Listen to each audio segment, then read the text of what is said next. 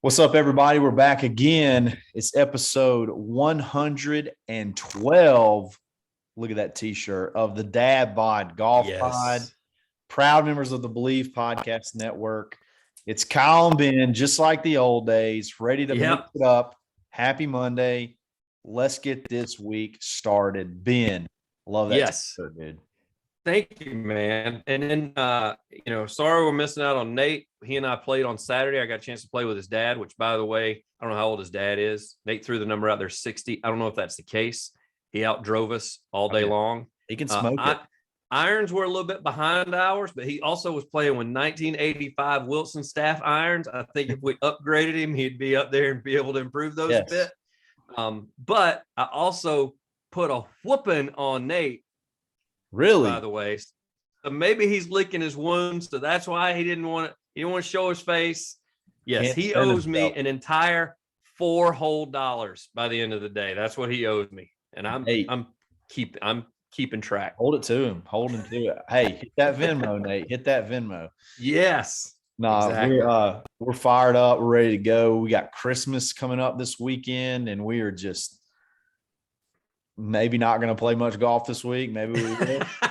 We'll just have to see how things go. Got to get your work tied up before the end of the week, and then get ready to probably travel or celebrate. Hopefully, we're all going to be having some fun. So, exactly. Let's go ahead and jump into it. All right. Not wasting time. It is. We just got to go ahead and talk about it. Tiger is back. We got red is for Sundays, and they were wearing their red and black yesterday, and we're absolutely going bananas. Tiger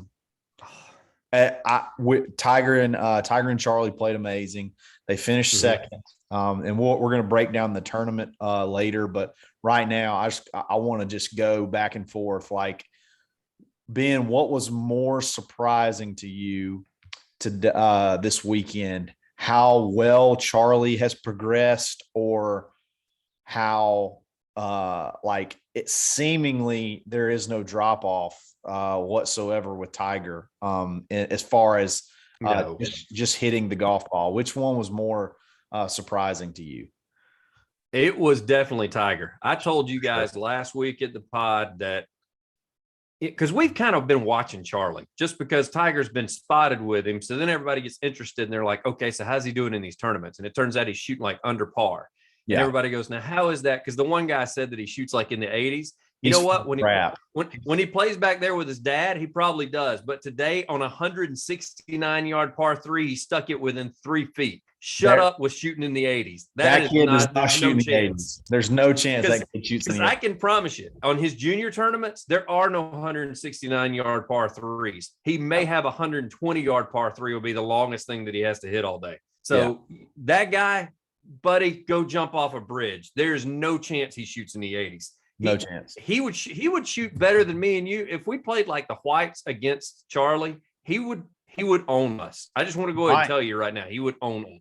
And especially if he's putting like he did yesterday. Are you kidding me? He made so many putts that were like routine 20-footers that because he's leading off. Tiger didn't have to putt first. So not even seeing amazing. The read. Yeah.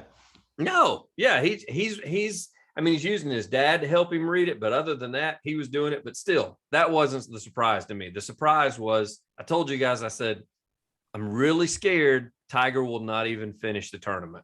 Yeah. And then when he was out there at the Pro-Am, and then I guess about 9 holes into into his round on Saturday, and he started limping, I was like, I'm going to be so upset because I have all Sunday to be able to watch Tiger. And if he WDs tonight, I'm going to be head in hands, like really upset on Sunday. No joke. And so that was the surprise. The surprise, as well as Charlie played, that's bad that I'm saying that I was not surprised a 12-year-old played like he did, but I was surprised that Tiger, Kyle, his swing speed, that's a big thing now, 170 plus. That's ball speed, 171. Yeah, I mean, ball speed. Yeah, ball speed. Morikawa is 168. Bryson is 190. 171 is exactly tour average. Yes, it's tour average, and a guy that's probably going to be number one before the year's over with in Colin Morikawa is not even 171. Nope. He's 168. That's his average. Yep. So you and I said it. If he can hit it 280, he can compete anywhere this year. He can compete because everybody's like, yeah, but he doesn't hit it far enough yet. Hello, Kyle texted me. I don't know what you're talking about. downhill par 4. He hit it. What'd you say? 3? You texted us 3 something. Yeah, and it ain't that downhill in Orlando, Florida. You know what I mean? So I was like, yeah, he can compete. I promise you. Absolutely. We probably could have if those two questions were posed before the tournament, I bet you could have found a line on which one would get the most answers on Betonline.ag. You guys got to head over there. This show is brought to you by Betonline.ag. They got a new updated desktop mobile website. Sign up today, and you can bet on things like who's going to win, who would have won the PNC championship. We actually did make some picks. We'll talk about those later. They have a 50% welcome bonus on your first deposit. Use promo code BLEAV50, BLEAV 50 to receive your bonus. BetOnline is the fastest and easiest way to bet all your sports. BetOnline, where the game starts. Ben, also, I mean, it goes without saying, I'm just absolutely blown away that Tiger has the speed right now that he has. I said on the show, I think Thursday when we previewed, I said that if he could carry the ball over 250, if he could carry the ball over 250, that I felt like he had a shot to maybe make it back next year. And he was carrying the ball 281 yards. When they put the shot tracer on him, he was carrying the ball on average 280, rolling out sometimes close to 300, few times rolling out way over 300. And not only that, he was hitting the ball both ways. So yes, he hits his cut to find the fairway. And then there was a par 5, I think it was 18 at the end, the very last hole they played.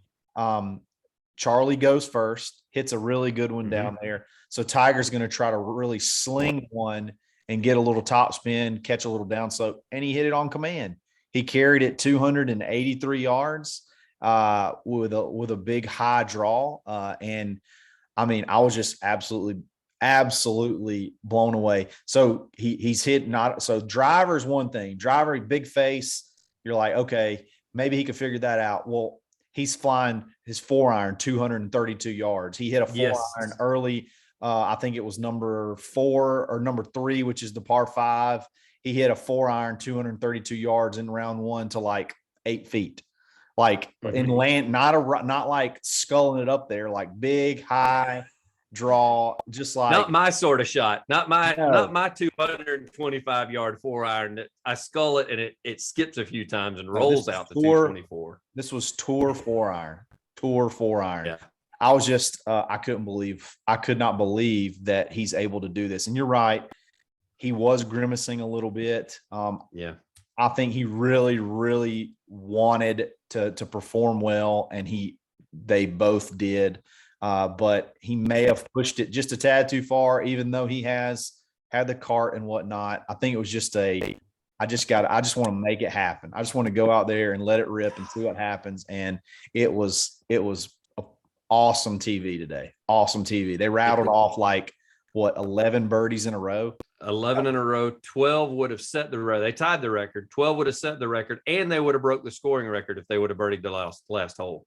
Unbelievable. So, I mean, they had and he was so upset about it. You could tell they were legitimately upset they didn't birdie, even though they knew that JD and his son were probably still going to, even if they birdied, they knew that those guys, it was almost a gimme birdie for those guys. Yeah. So I think he's got a guy riding in the cart with him. His girlfriend's riding in the cart with him. He's got all kinds of peaches. I promise you, he knew what was on the line. I can guarantee you he knew what was on the line. Somebody said, you need a birdie to set the scoring record, and you need a birdie to set the 12 in a row record, which nobody has held in this tournament. And you need an eagle to put pressure on JD and them to have to make birdie to beat you. So, yeah, it was just spectacular. And then I don't want to take one thing away from Charlie. Holy, No. the guy, we talked about this, the guy that, tweeted that he shoots in the 83s, whatever. You're full of crap. You found an old profile, or you found something that is not up to date. I mean, this kid's 12 years old, and I did the math because they would, he teed off way up. So when they would go to his driver, obviously he's playing a shorter course, a shorter par four, but he hits the ball 250 yards already at 12 years old. And I don't know the trajectory chart of like what's really good, but and not only does it go 250 yards, but it rarely leaves the sprinkler heads. It's unreal. He's definitely got work to do, like on his, wedge and approach games, what we all do. I'm sure we all did at that age. But today he hit some shots under pressure when Tiger sort of left him hanging on a couple of par threes. He had on 17, he had a 5-iron, like 175 yards to about 3 feet. There was another, it was either it was a longer shot for him, 140, 150 yards. Tiger misses the green. He hits it to the back, hits it to 10 feet or so, and Tiger makes the putt. I mean, I was just blown away. I was just absolutely blown away. I did not, and we'll get our picks in a little bit, but we even talked about it none of us, even speaking of Nate not here, none of us took Tiger and Charlie to finish in the top 3. I think we didn't discuss this. I don't know that we would have picked them to finish top 5 when we were talking last week. Picked them top 10. Because we didn't know. We knew Charlie was going to be okay because he was last year. Yeah. And we've seen like all the work he's put in an entire year's worth of work with his dad at home, not doing anything. So he's been able to teach him and coach him and all that. So we knew that we didn't know he's going to be as good as he was. Last year he rarely left a sprinkler head. Like they used a lot of his drives last year. So we kind of knew, we just were wondering, okay, how much distance has he picked up in a year's time? Which they said somewhere around 20 yards is about what he picked up. And and they moved him back on tees this year, and they still were hitting from the same spot. So that he picked up that yardage because they realized, so they backed him up a little bit. He was hitting from probably 20 yards difference. Yeah. Yeah. And I mean, put it this way, there was one hole, and I don't remember which hole it was, and I think it was 16 because I think that was a par 4. And they made the announcement that Charlie was hitting 70 yards in front of Tiger. And they said that was the longest tee box difference on the entire course, was that particular tee box. And he still outdrove Tiger. Because Tiger did hit on that hole, and he still outdrove Tiger. And he outdrove Tiger, as bad as it sounds, even though Tiger ripped it on 18, he outdrove Tiger on 18. Him. Yeah. Still further. And that was a 45-yard difference, I think they said. So that just lets me know that, when you're talking about the 250, it wasn't just 250. That 18, that was 265, 270 that he poked it out there because he outdrove his dad, who was only 45 yards behind him. Yeah. So, and his dad hit a draw and he hit a cut, if you remember. So there's that too. It's unbelievable. And then you'd get to putting, and I would imagine he hit somewhere close to 100 feet of putts today, I would think. At the very, very least. He hit at least 2 or 3 20-footer birdie putts, and just like it was absolutely nothing. And it was. And I texted you guys, what was it, Friday, the screenshot of his putter head, what he switched to this year. His dad's putt. Oh, man. That's pretty cool. I loved everything about it. I love one person, this British writer, and I've forgotten his name, but everybody kept retweeting it today. They were like, we like Dad Tiger better than we like Player Tiger. Yeah. And he really showed that. There was one point in time where he's not out there to work and hit balls. He's watching his son. After Saturday's round, he threw his bag down on the range and he just leaned up against his bag and just watched Charlie just hit balls. Yeah. Man, that's so cool. That's so awesome. I want to give a quick, because we didn't discuss this in pre, I want to give a quick mention to Henrik Stenson and his son. If you have not seen the sound bites from Henrik Stenson's son, this dude, I swear, I hope he makes it the PGA Tour. He is going to be audio gold. Yes. I mean, he already on the dinner on Thursday night before the pro-am on Friday, he roasted his dad up on stage where they said, well, how do you feel about your chances? He said, not very good the way he's playing. Yeah. I mean, even afterwards, when it was all said and done with in the post-round interview, his comments were absolutely hilarious. This kid has got the personality. If it's he and Tiger and Poulter's son that are all playing against one another, that is going to be pretty cool. We talk about the golf boys and the beach boys that are always going to the Bahamas together and all that kind of stuff. I don't know what they're going to call this golf royalty. I don't know what this is. That's going to be fantastic to be able to watch. Oh yeah, no doubt. I love the fact that Poulter and Stinson's son could be playing for the U.S. Ryder Cup team one day because they were born here. They're Americans. I guess you're right. They could be playing for the U.S. Ian Poulter's son, who was spending time with Charlie on the putting green, even though Poulter wasn't playing in this, and he and Charlie apparently know one another and hang out a little bit together. They could be teammates on the Ryder. The guy that kills Americans, Mr. Ryder, he's going to have to wearing red, white, and blue to support his kid one day in the Ryder Cup, and I friggin' love it. I love it. I can't wait. That's a cool thought that I didn't even really think about. But there's something that I never not think about, and that's how awesome everything is from Swannies.co. Guys need to go check them out. They're about to, I think they're about getting ready to get this. Yeah, look at that sweet. I shouldn't say that. I don't know if this is available. This was our box that got sent to us. This is waiting on you when you get home from Christmas. I can't wait. Nate got it. I got it. We got a sweatshirt. We got a couple other gifts in there. Oh, we got a hat. I didn't tell you about the hat. We got a hat too. So I can't wait. With the big Swannies S that we like, the Blaine Barber Swannies S. We got that. That's the hat we got. I can't wait to get home and see that. You guys got to check them out. Swannies.co, coupon code Dadbod Golf Pod -25. Take 25% off your next order. They're about to drop a new line soon. We saw a little preview from Blaine, and I watched it 100 times on a loop, pretty much. He better not leave his garage door open. Yeah. You and I are going to raid that closet, man. He better not. I know he's going to be listening to this. Blaine, do not leave the garage door open with Kyle and I wandering around. Because I will jack that stuff real quick. Mm-hmm. Some of that stuff is just going to be, I'll have every color of it. But anyway, love those guys. They kind of like us too. So y'all support them. Send it to your wives. They got good stuff for Christmas presents. You're going to love it. Mm-hmm. So send them the link to Swannies.co.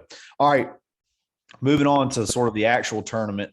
If you weren't aware, John Daly and his son broke the tournament record and shot 27 under and won by 2 shots. Tiger and Charlie came in solo second, and I think Stuart Sink and JT and his dad came in tied for third. So we put out some picks. We did 2 different things. We did first round leader, and I don't think any of us got the first round leader correct. Nope. I think I took Nelly, Nate took Daly, and you took Kuchar. And I think Stuart Sink was the leader in the clubhouse at they shot 13 under or something like that in the first round.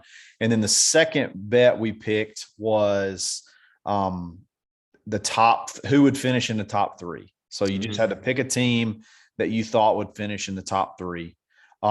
Ben went with the easy pick and picked JT and his dad.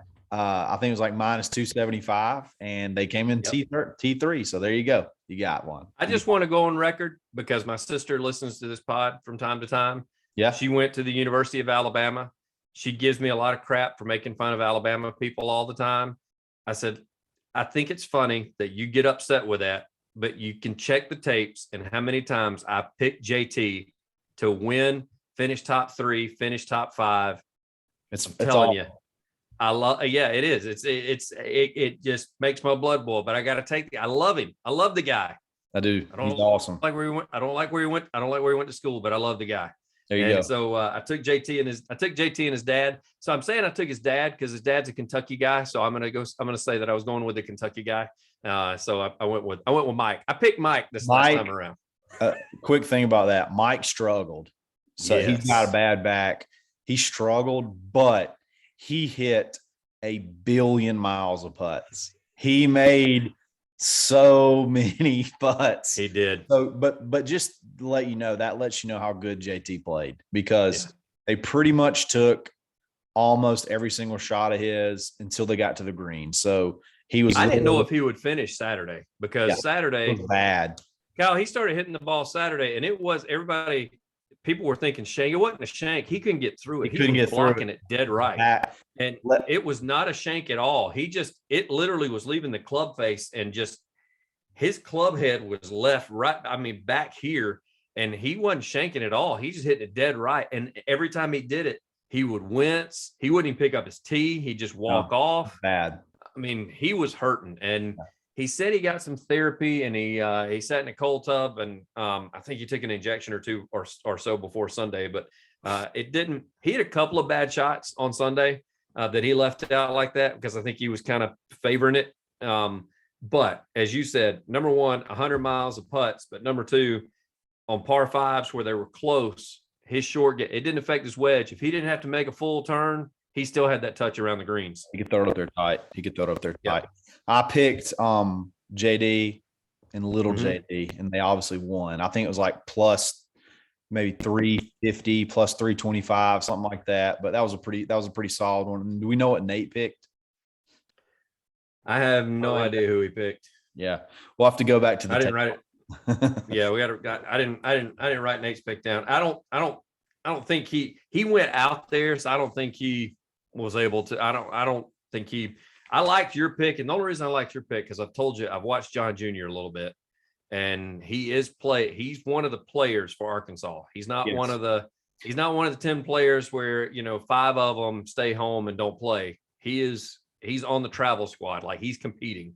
So I figured, being able to have ball in hand every shot, and he also made some clutch putts. Yeah, he putted great. He was putting second. Junior did. He was putting second. Yeah, so that lets you know how good he is. His dad went first to give him the read.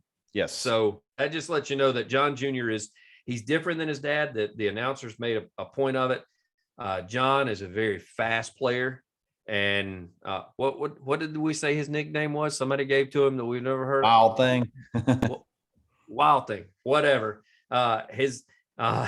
He's over there ripping darts in the fairway with wanting people to hurry up. Yes.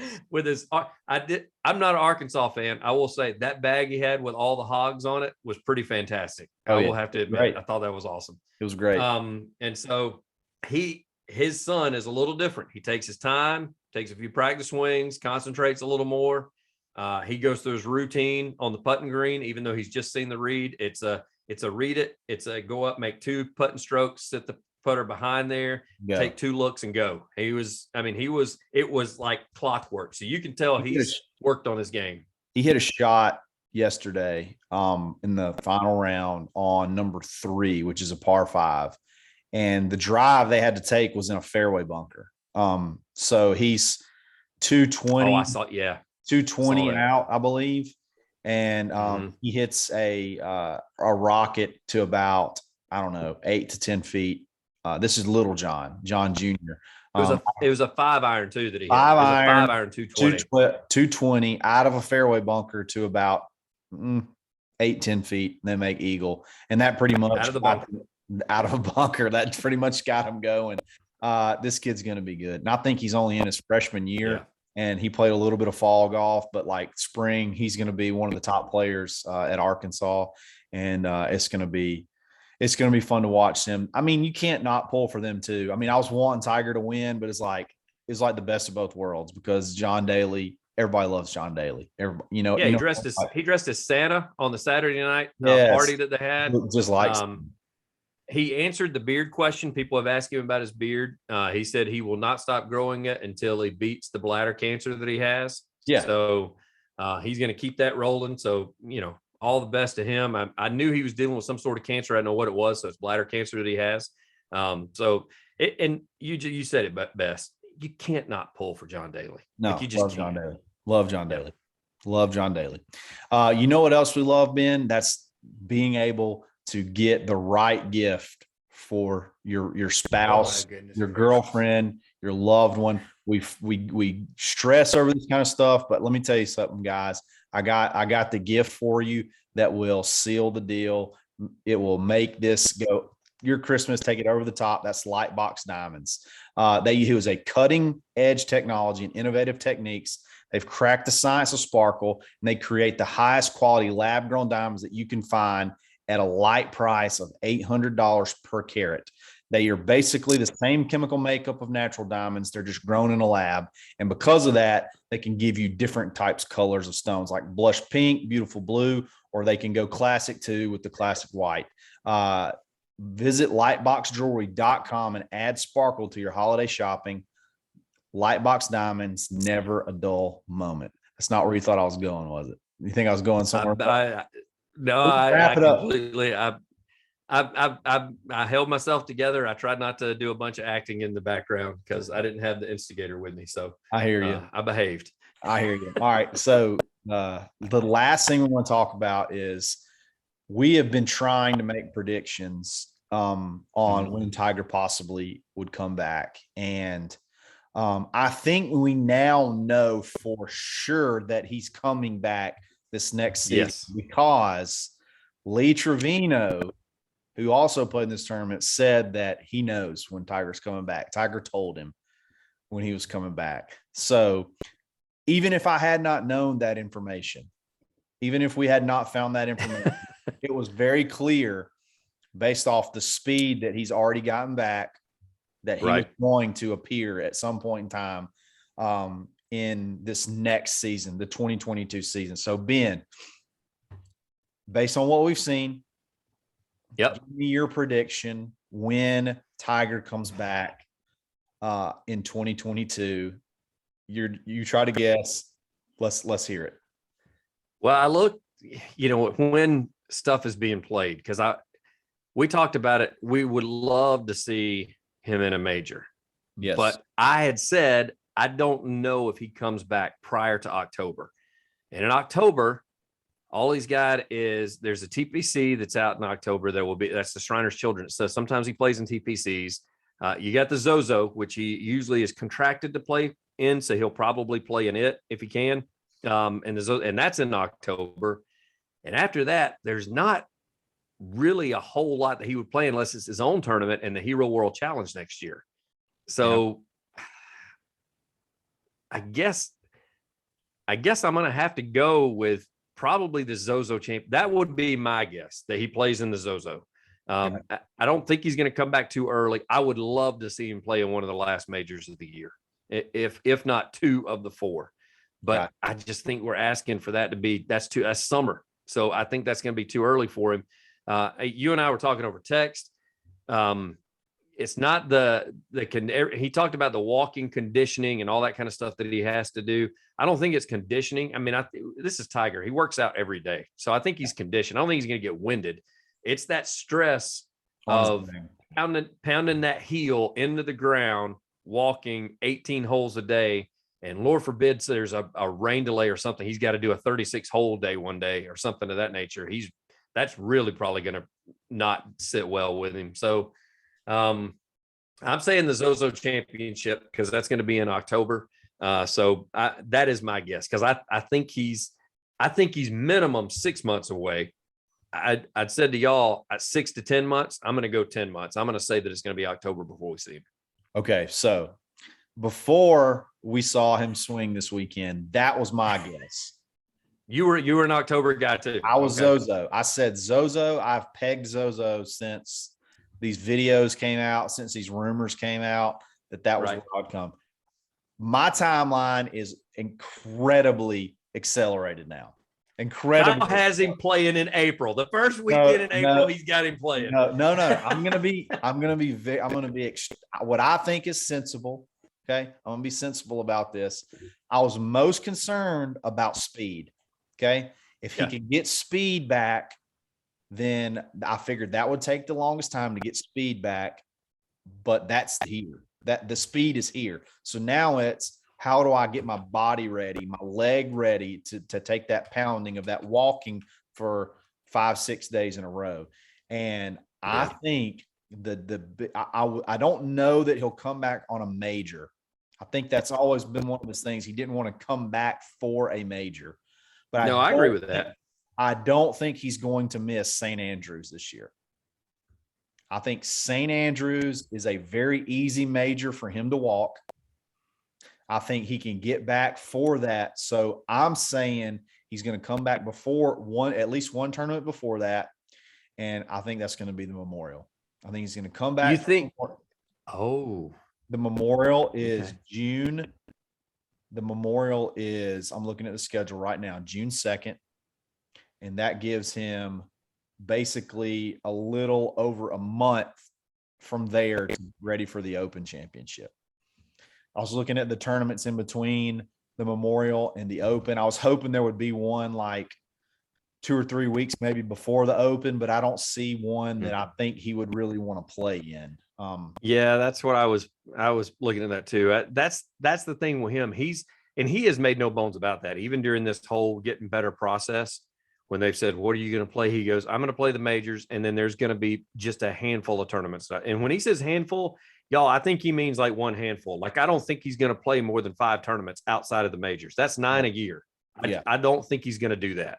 Right. He may just play 4. He may play 4 regular tournaments and 4 and the 4 majors when he finally gets back up and running. He just is. I think he's found this newfound like family time, fatherhood / I'm getting older. I'm 45. This time next year, he's going to be 46. And I know that people go, yeah, but look at Phil. Phil has not had the injuries that Tiger has had. See, the body's not beat up. My timeline would be that he would skip the U.S. Open, even though Brookline would be not that bad of a walk for him either. Brookline would probably be a little bit more demanding physically, especially if he's hitting in the rough, things like that. So I almost would I wouldn't put it past him to just show up at let his comeback be at the Open just because it's St. Andrews. That wouldn't surprise me. But if he plays a tournament before a major, I think it's going to be the Memorial. And I think, that's 6 months away. Like he's 171 mile per hour ball speed right now. Yeah. The speed's there. So now we just have to sort of get now we got to figure out the steps that it takes to get the body ready to take that physical pounding that it's going to take for him to, walk for 5-6 days in a row. So, I'm thinking it's I'm definitely moving the time frame up, and I'm predicting that he will play in the Open. That will be the next major that he plays in, the Open at St. Andrews. That's just so perfect. It's so perfect. The home of golf. Tiger comes back. Yeah. It's flat. It's an easy walk. He plays, fairly decent there. He's won there. He knows the course, so he doesn't have to go grind real hard before he knows all his yardage books. I'm sure he's still got them. I was blown away by this weekend. I could not believe he pumped the driver out there, flying it over 280 yards. Like that just blew my whole mind. That's and the wedge game maybe better. Yeah, his wedge game was unreal. His wedge game, his wedge game was great. One thing I hope Tiger takes to heart. I hope that he watches tape of this. I think Tiger's been known off the tee to overswing from time to time. Yep. He did not do that.